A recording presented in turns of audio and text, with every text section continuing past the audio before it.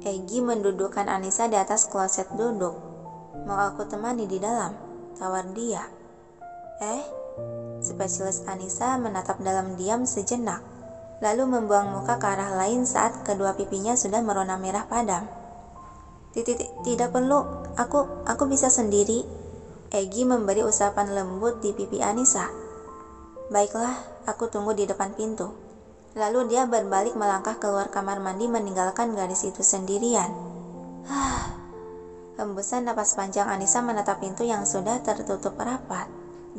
Dia paling bisa menggodaku, membuat jantungku tak karuan saja sih.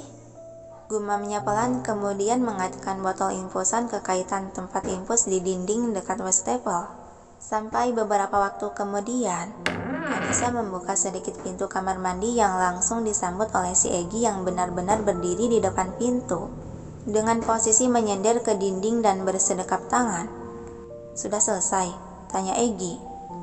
Anissa hanya mengembulkan kepala di antara celah pintu itu. Sedang badannya masih di dalam kamar mandi, dia terlihat ragu untuk berkata, Egi, bisakah aku meminta tolong?" Alis Egi terangkat sebelah dan menggeser tubuhnya agar berada dekat. "Ada apa, Anissa? Katakanlah." Anissa mengisyaratkan dengan gerakan jemari tangan agar lelaki itu mau menunduk untuk lebih mendekatkan wajahnya. Dan dengan nurut Egi menunduk mendekatkan wajahnya. "Aku butuh pembalut. Di kotak darurat toilet tidak ada sama sekali," bisik Anissa di telinga. Yang sontak kedua mata Egi menyipit dengan alis menaut. "Pembalut?" Beo dia terlihat kebingungan seakan baru mendengar kata tersebut. Iya, Anissa." Secara tiba-tiba Egi mendorong pintu itu sehingga memperlihatkan Anissa sepenuhnya. "Apa maksudmu, Perban? Apa lukamu terbuka? Tunjukkan padaku bagian mana lukamu yang terbuka." Dengan penuh kecemasan Egi menggerak-gerakkan kepala Anissa memeriksa cedera. "Aduh, Egi," geraman sebal Anissa memegang kedua tangan di wajahnya. "Yang kubutuhkan itu pembalut, bukan perban." "Pembalut?" Kebingungan Egi menatap tanya. "Iya, pembalut kewanitaan." Suara Anissa tersirat kekesalan. Egi malah menggaruk pelipis yang tak gatal, terlihat jelas dia sangat asing dengan hal yang disebutkan. "Seperti apa? Memang ada benda seperti itu?" Anissa menghela napas jengah.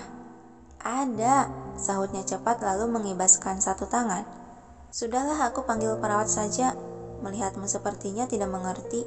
Dia melewati laki itu dan berjalan menuju tombol panggilan darurat di ujung sana.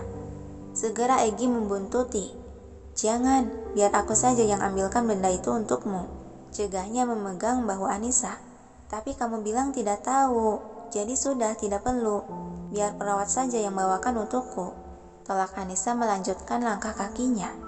Tak menerima penolakan, dengan gerakan cepat Egi merangkul pinggang Anissa lalu menggendongnya. "Egi," bekik Anissa kaget.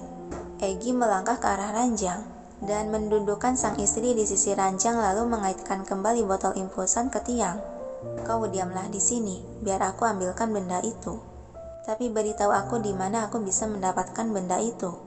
"Di minimarket rumah sakit," jawab Anissa dan membalas tatapan tulus lelaki itu dengan tatapan ragu. "Tapi, kamu yakin akan membelikannya?" Egi mengangguk yakin. "Tentu saja, apa yang enggak untukmu sayang?" ucapnya sambil mengusap pipi Anissa. Ya sudah, belikan sekarang. Aku butuhnya sekarang." Egi mendegakkan punggungnya masih berdiri di hadapan. "Hanya itu yang kau butuhkan, tidak ada lagi?" "Sebenarnya sih ada satu lagi. Tapi, apa dia benar mau membelikannya untukku?" Batin Anissa merasa ragu. Anissa mendongak menatap lelaki di hadapannya.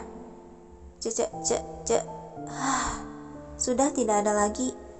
Dia menundukkan kepala menyembunyikan rona merah di pipi. "Matamu terlihat mengatakan ada lagi yang kau butuhkan. Katakanlah, biar aku penuhi itu." "Tapi, Anissa, katakanlah." Serobot Egi memojokkan, yang akhirnya Anissa menghembuskan napas pelan dan kembali mendongakkan pandangan menatap neterizel itu. Celana dalam." Celetuk dia pelan dan langsung menunduk menyembunyikan wajahnya yang sudah sangat merah. Aku membutuhkan itu juga. Egi malah terkekeh pelan. Baiklah, kau tunggu di sini, katanya sambil melabuhkan kecupan di puncuk kepala Anissa lalu berbalik melangkah pergi keluar. Anissa mengangkat pandangan dan menghembuskan napas panjang menatap pintu yang sudah tertutup rapat. Apa benar dia bisa membelinya? Tadi saja dia terlihat tidak mengetahui apapun. Gumam Anissa dan mengalihkan pandangan ke arah lain. Dan melihat Alex yang tampak kedinginan, Anissa mengambil botol infus dan berjalan ke arah lemari kecil tempat peralatan ranjang dekat TV untuk mengambil selimut. Kemudian dia membawa selimut yang cukup tebal tersebut untuk diselimutkan ke tubuh Alex, sehingga lelaki itu tak terlihat kedinginan lagi. Lalu setelahnya dia kembali ke ranjang dan duduk menunggu si Egi. Di sisi lain, di tempat para tahanan yang sebagai tersangka tindak kriminal ditahan, dalam ruangan hampa nan kosong, terduduk seorang gadis yang penuh luka dengan sebelah kaki sudah pincang, masih mengeluarkan darah akibat tembakan. Dia tidak sendirian di sana. Ada seorang lelaki parubaya di hadapannya. Terlihat begitu marah yang terus menghela napas kesal. Dia bukan menatap iba pada putri bungsunya itu, melainkan menatap dengan tatapan penuh kemarahan serta kekesalan. Sudah ketiga kalinya suara tamparan itu mendarat di pipi merah gadis bernama Nina tersebut. Terdengar nyaring menggema dalam ruangan, sehingga bagi petugas berjaga di sana yang menyaksikan ikut merasakan ngilu saat melihat darah merembes di sudut bibir gadis itu yang sepertinya sudah robek. Pah, berhenti memanggilku ayahmu. Sentakan penuh amarah dari Pak Supriyadi membuat Nina yang semakin menangis menatap sedih pada lelaki di hadapan yang sebagai orang tuanya. Kau, bagaimana bisa kau merencanakan pembunuhan terhadap orang lain? Siapa yang akan menanggung semua ini? Dan bodohnya kau malah menargetkan keluarga besar Saputra. Kau tahu apa yang terjadi sekarang, ha? Gara-gara anak sepertimu, bisnis yang sudah kubangun selama ini hancur dalam sekejap. Bahkan ibumu sekarang koma akibat shock. Kau sungguh anak tak berguna, pembawa sial. Berbeda sekali dengan kakakmu. Pah, maafkan Nina, Pah. Nina gak tahu kalau wanita itu adalah bagian dari keluarga Saputra.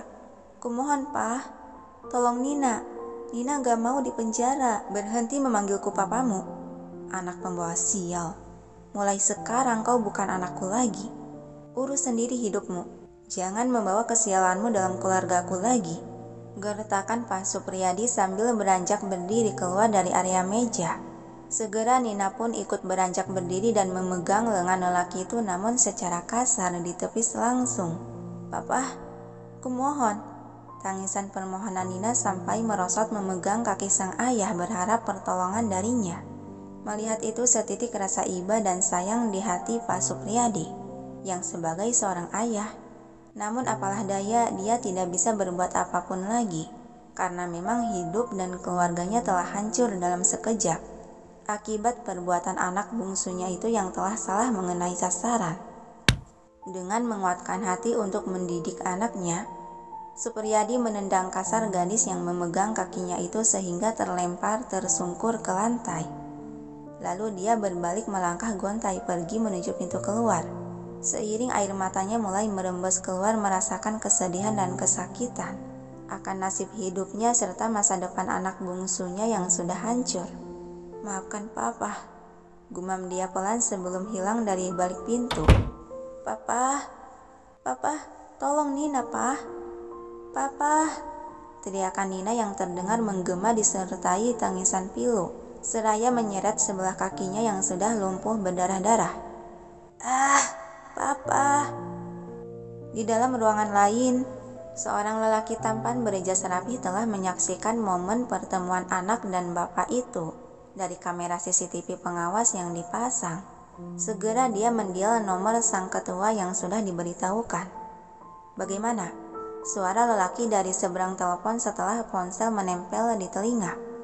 Tuan Besar, bagian B sudah beres. ucap dia dengan wajah datar tanpa ekspresi dan suara tegas.